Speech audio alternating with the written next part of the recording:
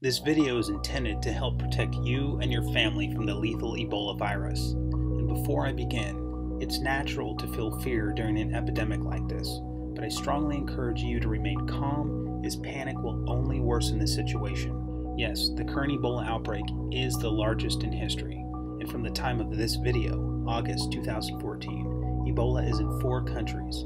It continues to spread across borders and at a very alarming rate. Doctors have referred to the current outbreak as being out of control. There are things that the media is not telling you. You've been told that Ebola is only transmittable by contact with bodily fluids, and this is simply not true. In 2012, a study by Canada's National Microbiology Laboratory showed Ebola traveled between monkeys and pigs that were kept in separate cages and never had any direct contact. The method of transmission in this study was never officially determined. However, Dr. Kobinger of Canada's National Microbiology Laboratory stated, "What we suspect is happening is large droplets. They can stay in the air, but not long. They don't go far," he explained, "but they can be absorbed in the airways, and this is how the infection starts. And this is what we think, because we saw a lot of evidence in the lungs of the non-human primates that the virus got in that way."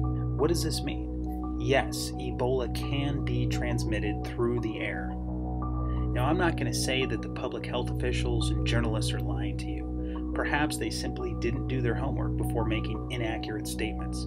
However, this incorrect reporting has now potentially placed millions of lives at risk. Individuals who have traveled with people infected with Ebola have not been quarantined. And with an incubation period up to 3 weeks, we could very easily see this virus pop up in multiple countries in a very short period of time. Another alarming study shows the Ebola virus can survive outside the host for several hours. This means if bodily fluid containing the virus is on a surface, it could be transmitted to someone else hours later. Make no mistake, Ebola kills up to 90% of those people who get the virus, so you can't afford to take any chances. We want you to take precautions now to protect yourself and your family from this deadly virus. The government assures us they're taking the necessary steps to prevent an Ebola outbreak in the United States. But how can they possibly know if the people boarding airplanes and boats that are headed into the U.S. have already been in contact or already contracted Ebola? The answer is they simply can't. This means it's up to you to take the necessary precautions to keep you and your family safe from the Ebola outbreak.